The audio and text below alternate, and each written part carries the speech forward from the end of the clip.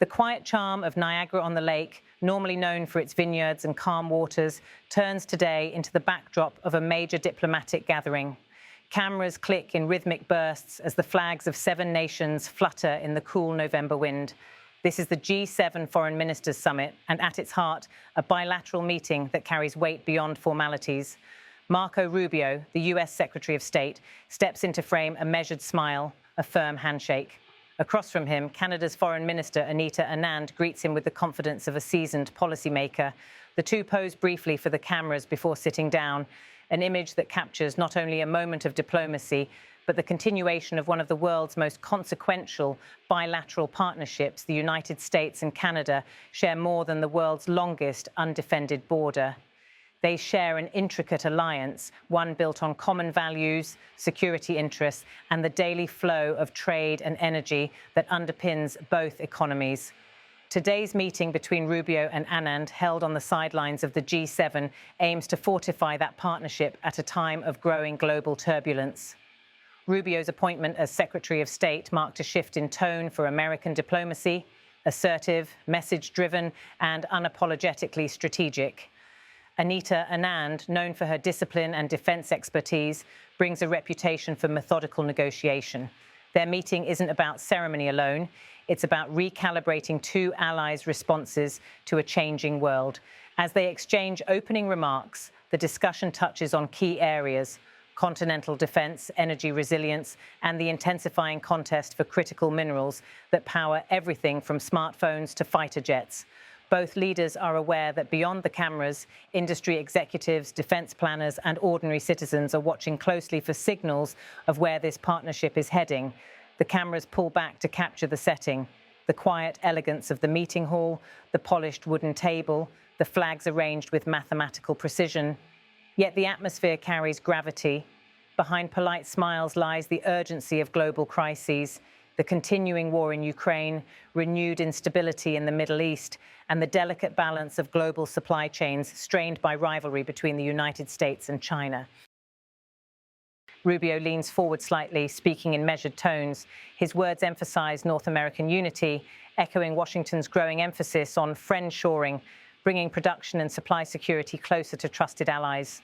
Anand nods, reiterating Canada's commitment to deeper defense and economic cooperation.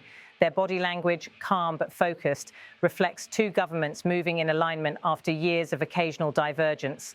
Moments later, the door opens to admit other G7 ministers. France's Jean-Noël Barrot joins briefly for a group photo. The 3 ministers exchange courteous greetings, standing shoulder to shoulder before a sea of photographers. Flashbulbs burst as their expressions settle into practiced diplomacy, half smile, half strategy. The tableau speaks of unity among democracies navigating a turbulent world behind the photo ops. Working sessions continue. For the US and Canada, the agenda stretches wide. Arctic security remains a key theme. With melting ice caps opening new maritime routes, both countries see a pressing need to coordinate defense and environmental stewardship. In the High North, Rubio highlights US readiness to expand joint surveillance and research missions under NORAD, while Anand underscores Canada's plan to modernize radar and early warning systems across the Arctic frontier. Then there's the economic dimension. Both ministers recognize that energy security is no longer just a trade issue. It's a cornerstone of national defense. As global markets reel from the consequences of conflicts and embargoes, North American energy cooperation takes center stage. Canada, with its abundant resources, stands as a vital partner in ensuring that allies have stable access to oil, gas, and emerging clean energy sources like hydrogen. The United States, for its part, is investing in cross-border infrastructure to ensure reliability and resilience. As the camera captures them in conversation, observers note the tone: collegial, forward-looking, and pragmatic. There's no trace of the tension that once marked North American trade talks. Instead, the focus is on mutual growth and shared responsibility. Later, as the ministers walk toward the group photo area, journalists catch snippets of side remarks, references to cooperation on Haiti's security mission, coordination on sanctions against Russia, and discussions on humanitarian aid in Gaza. These exchanges, brief but pointed, show how multilateral settings like the G7 often serve as backdrops for crucial bilateral alignments. In one corner, staff members shuffle briefing papers, talking points are cross-checked, photographers adjust lenses, aides exchange quiet nods, signalling time for the group shot. The ministers gather, positioning themselves according to protocol, host nation in the centre, allies fanning out on either side. The photo captures the essence of the G7. 7 democratic nations presenting a united front amid geopolitical uncertainty. For Rubio, this summit marks his first major appearance alongside longtime allies since taking over the State Department portfolio. His agenda emphasizes restoring credibility to US diplomacy while projecting firmness on authoritarian regimes. For Anand, it's about reaffirming Canada's global role after years of re-evaluation, proving that Ottawa remains both reliable and proactive on the world stage. The two exchange a few final words as the cameras lower. Rubio's expression remains composed. Anand's tone is equally steady. They know that the real work happens beyond the flashes, in negotiations, follow-ups, and the steady rhythm of alliance maintenance. Later in the day, both ministers join a working lunch hosted by the Canadian delegation. Topics range from the Indo-Pacific to digital governance. The United States urges partners to continue coordinating against cyber threats emanating from state-sponsored actors. Canada, echoing that stance, pushes for a global framework to regulate artificial intelligence ethics, an area where Ottawa has taken a leading role.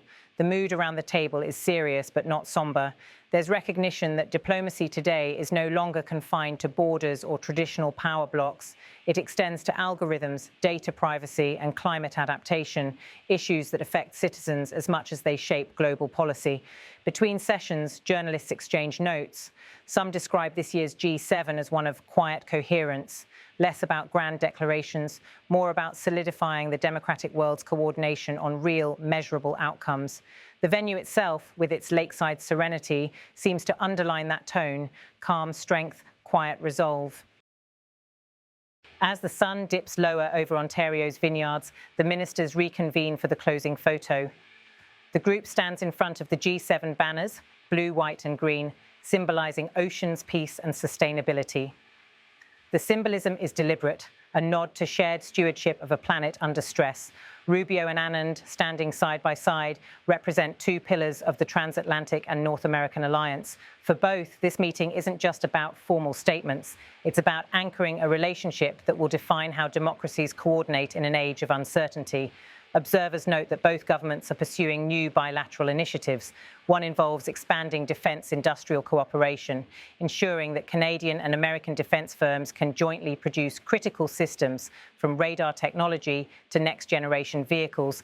Another proposal focuses on rare earth minerals, where Canada's deposits could help the United States reduce dependence on overseas suppliers.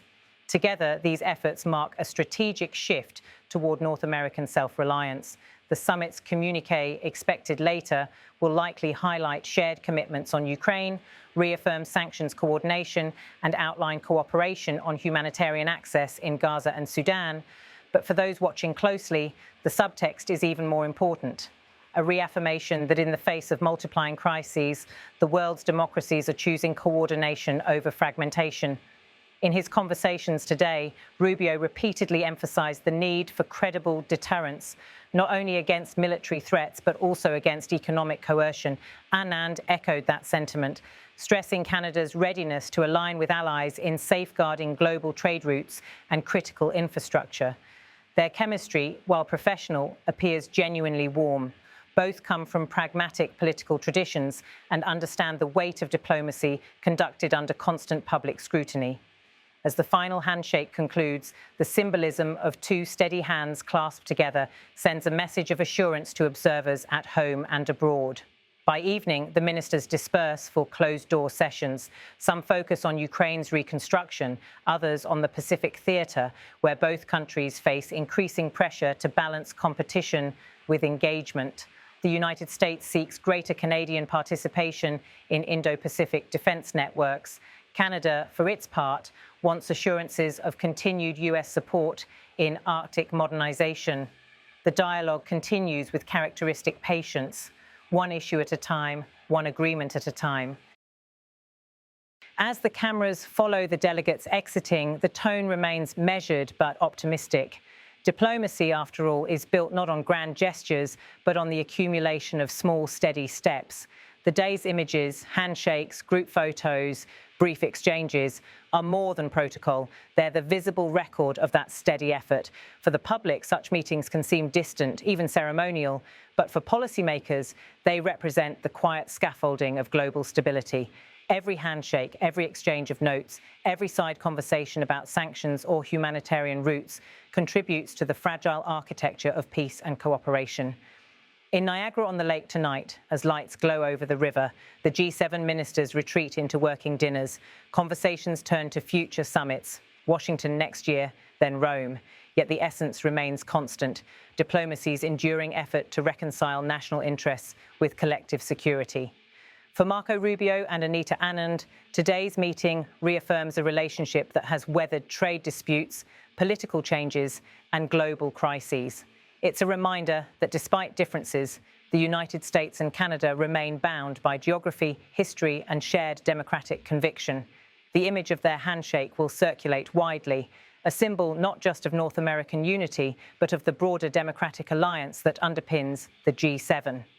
In a time when headlines often focus on conflict and division, this quiet scene in Niagara-on-the-Lake stands as a reminder: diplomacy still matters, and in its steady rhythm lies the world's best hope for balance.